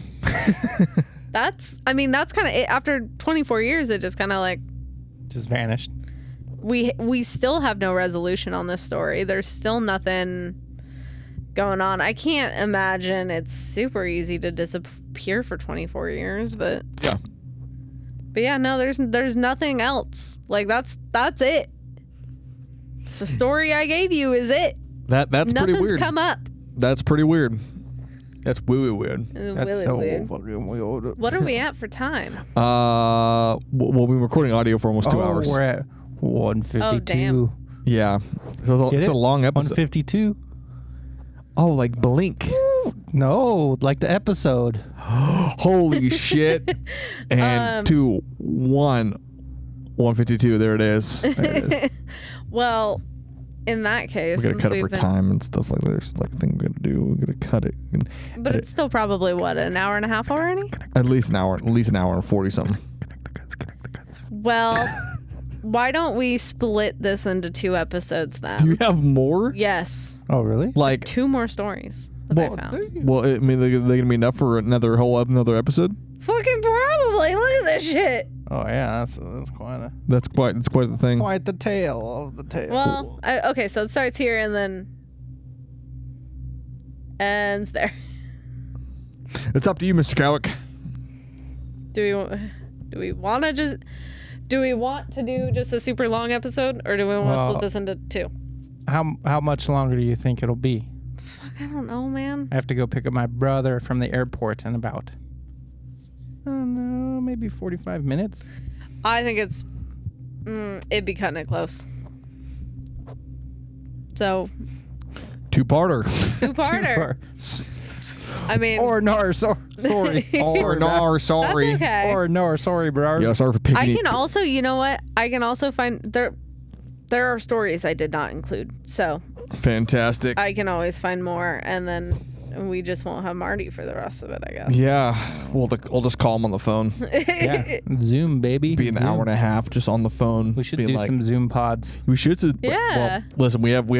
We'll talk about it off camera, but I have some bits I want to do with you. But dude, wild so far. What a wild Australian UFO incidents. Australian aliens. I don't know what we're calling this. You're the one that's naming it. So Me? yeah, I do really cool names for mine. Centimeters. Centimeters, part 1, and Centimeter aliens. centimeter aliens. Okay, well, it's There not you go. that's not the the theme of the episode, but yeah, there you go. I don't know what we're talking about. So but thank you so much for joining us on Haunts, Grays, and Omens. I'm 2 beers in, and it's hard for me to think. You want to follow us and you can at HGOPodcast on Instagram and TikTok. You can follow us on our other Instagram, HGO Studios, for the general show information, which is going to be for the other shows that are coming out. If you want to follow me directly, you can at I Hunt the Haunted, and I'll pass it off to Taylor. Hi. She's sleeping on me. So you can follow me on TikTok, Instagram, and Twitch. Me too. Wrong person. It's my turn. You can follow us at Lunar Thrill, and you can also follow Spirit, who's pretty asleep right now. Well, she's kind of awake. You can follow her at Spirit the Turv on Instagram. That's all she's got, but you can see her on other platforms because I post her a lot. Marty. And trust me, where I'm going, you don't want to follow me. New Mexico? Yeah, no. yeah. Don't you stream now? Aren't you streaming? I've been off and on streaming. I probably won't have my shit set up for another couple months until I get into the new crib. Well, what's gonna be your streaming name? I think my streaming name is on Twitch, Marty045. Marty045. On the little Twitch. Yeah, so follow Marty, follow me, and follow I like to play Tay scary on games. Twitch. So I Hunt the Haunted, Marty045, and Lunar Thrill all on Actually, Twitch. you can also follow Spirit on Twitch. It's Spirit the Turf. It's just her chewing on a bully stick. You're welcome. That's tight. Yeah, and you can also, if you're even OnlyFans, you can follow me on OnlyFans at I Hunt the Haunted, and it's me shirtless, drunk, and talking about aliens. You can That's just you can HGO. follow me on That's just HGO, but I have a shirt on. you can follow me on OnlyFans, and it's just me at the grocery store with dry hands trying to open the little produce. Just going like this. Yeah, or it's me before this episode trying to open that one thing that Taylor handed to me and I couldn't open it. And then he handed it back, and I immediately opened it. I don't want to talk about it. This is so funny. Marty, thank you so much. Oh my God, thank you so much for hanging out, man. Thanks for coming to hang out before you move back home to the desert. Yeah, I'm glad because I was, just thinking maybe we go out and get some sushi. But when you said record the pod, I got really excited. Actually, Yeah, it's way cooler, right? way cooler. Yeah, it's documented forever of the horrible things you said. Yeah, Keith Turbin will live forever. Jesus Christ. What are we doing, dude? Yeah, now you definitely can't cut it because you're gonna have to go back and forth like 4 times. I don't care. I'm not gonna cut anything from this podcast. Hell yeah. I might not even edit. Oh my God. Oh. Hello? Hey, what's going Even on? the microphone's done. Remember to stay spooky, Stay haunted. Marty. Stay. Oh, nar. Arnar. Stay. All right, bye. Stay.